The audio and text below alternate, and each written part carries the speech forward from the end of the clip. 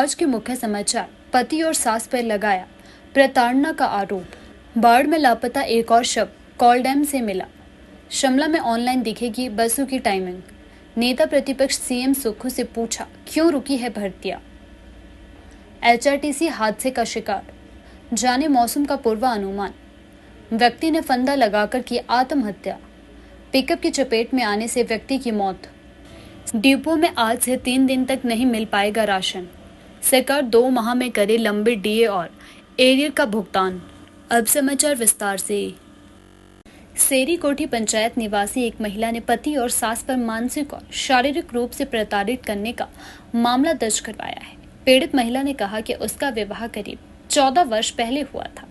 उस समय से उसके पति और सास उसके साथ गाली गलौज और मारपीट करते आ रहे हैं।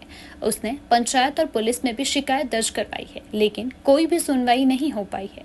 21 अगस्त को भी पति ने उसके साथ खूब मारपीट करी है, जिसके कारण उसे भागकर पड़ोसियों के घर में शरण लेनी पड़ी है।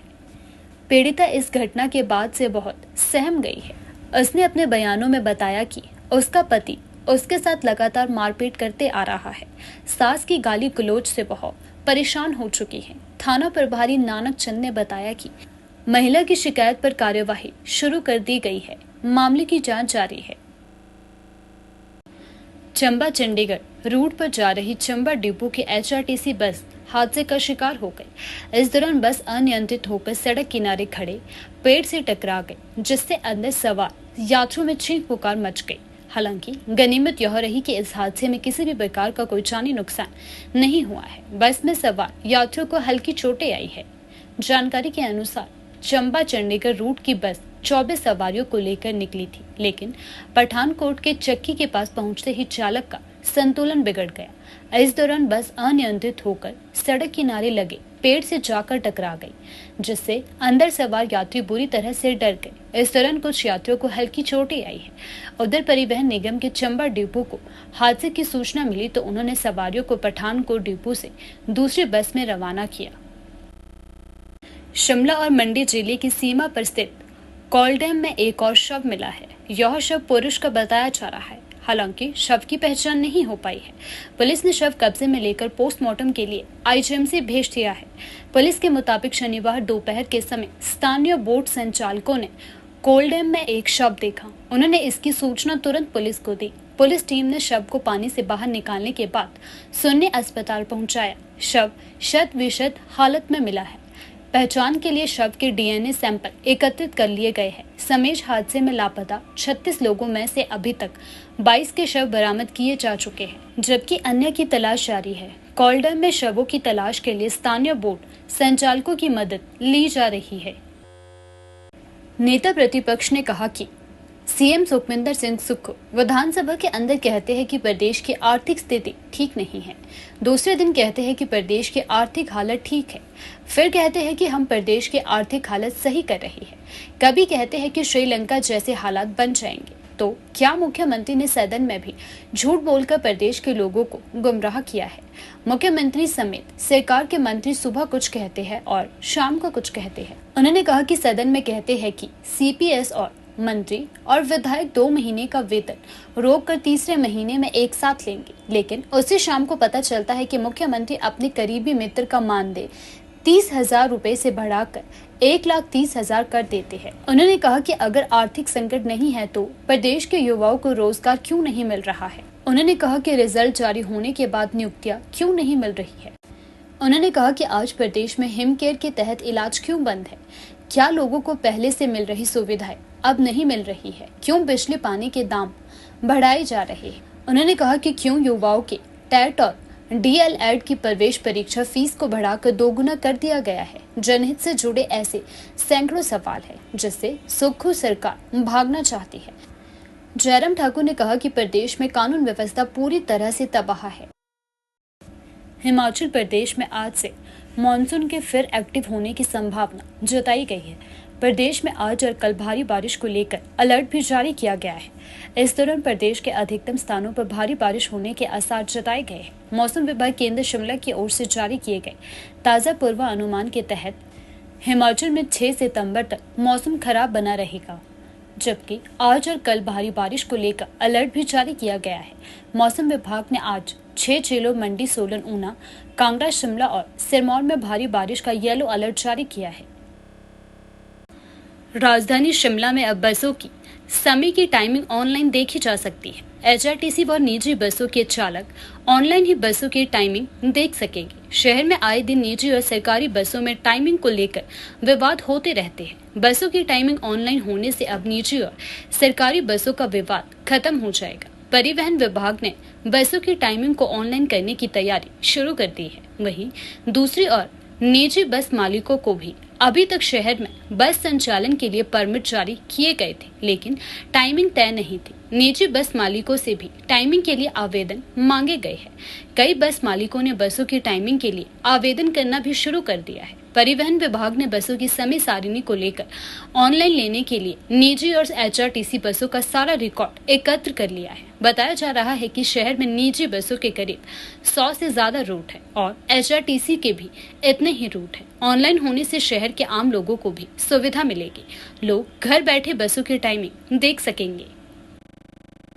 पुलिस चौकी योल के तहत टीका बरनी गांव में एक व्यक्ति ने खौफनाक कदम उठाकर मौत को गले लगा दिया है। इस दौरान व्यक्ति ने फंदा लगाकर आत्महत्या कर ली है।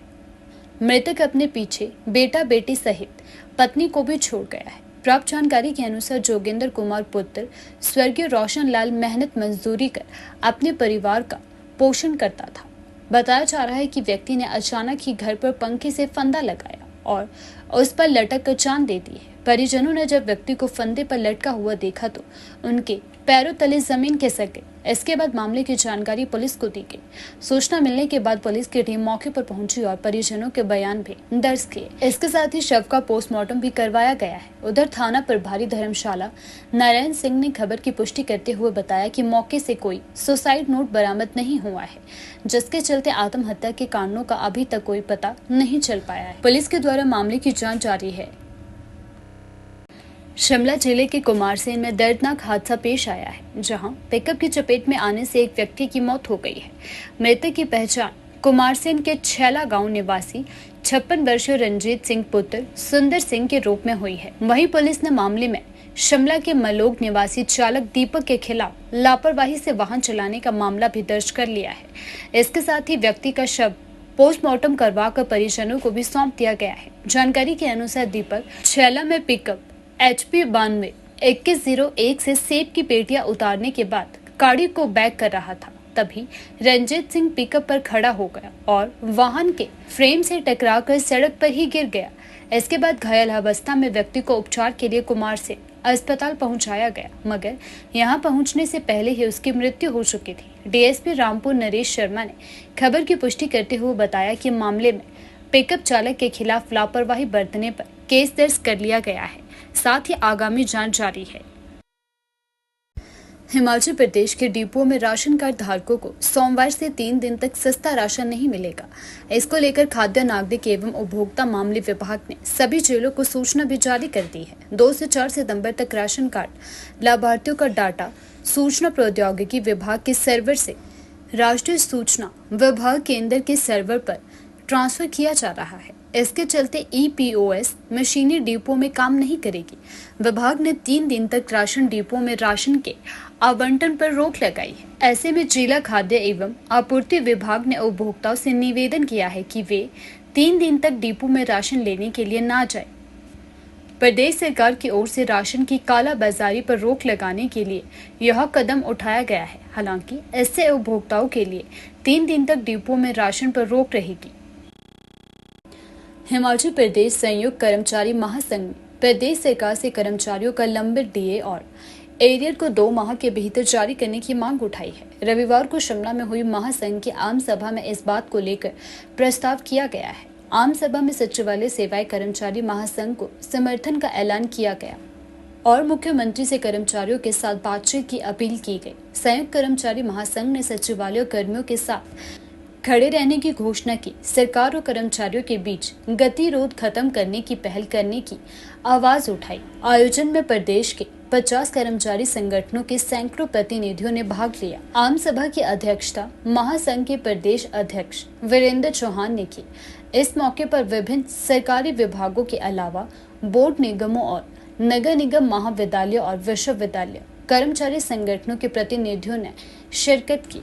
आम सहमति से प्रस्ताव पास कर उठाई यह मांगे। 9,200 करोड़ की एनपीएस राशि केंद्र से वापस ले प्रदेश सरकार। प्रदेश सरकार एचआरटीसी को दे रोडवेज का दर्जा। बिजली बोर्ड, नगर निगम और पंचायती राज में पुरानी पेंशन बहाल की जाए। अनुबंध कर्मचारियों को साल में 2 बार नियमित किया जाए। अनुबंध नीति को समाप्त कर नियमित भर्तियां की जाए। आउटसोर्स कर्मचारियों को नियमित किया जाए।